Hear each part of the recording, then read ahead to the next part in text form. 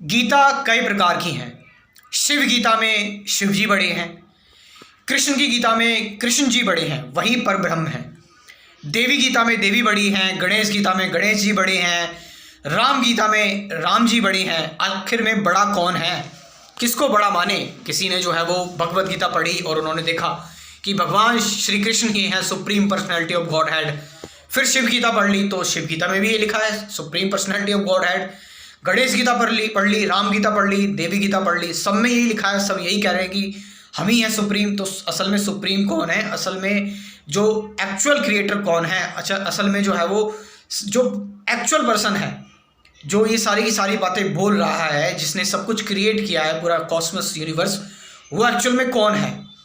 तो यहाँ पर इसका आंसर हमें मिलता है अद्वैत फिलॉसफी में, जो कि बताती है कि ये सभी लोग जो बोल रहे हैं, ये किसको बड़ा बता रहे हैं? ये बड़ा बता रहे हैं अपने आत्म तत्व को, ये अपनी आत्मा को परब्रह्म बता रहे हैं, ये अपनी आत्मा में स्थित होकर बता रहे हैं कि क्योंकि अद्वैत फिलॉसफी के अकॉर्डिंग आत्मा ही परमात्मा है।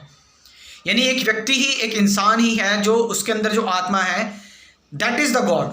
इसीलिए अद्वैत फिलॉसफी इस पर जोर देती है कि अहम ब्रह्मास्मि।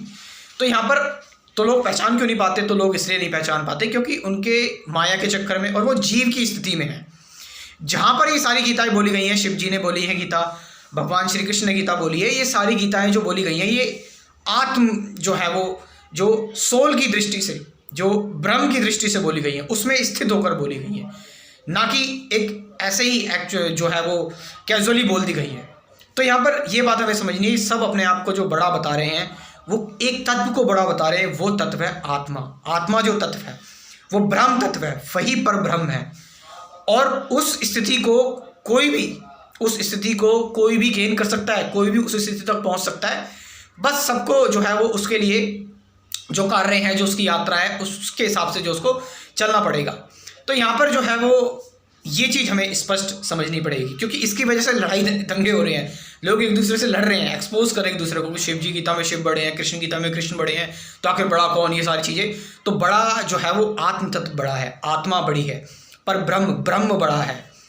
तो आत्मा अचल है, वो सारी की सारी जो हर किसी के अंदर जो आत्मा है वो अचल है। जिसने इसको पहचान लिया, जिसने इसको सेल्फ रियलाइज़ कर लिया, जिसने इसको समझ लिया, तो फिर वो अच्छी तरह समझ जाता है कि सारी गीताओं में जो बात हो रही है वो आत्म तत्व की बात हो रही है।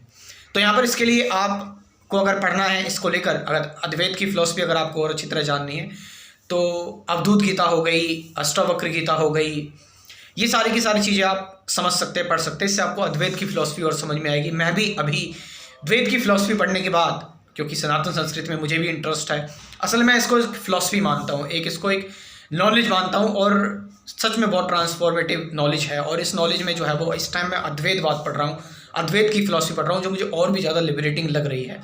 सो आपका इसमें क्या कहना है, कमेंट करके ज़रूर बताएं। Thank you very much.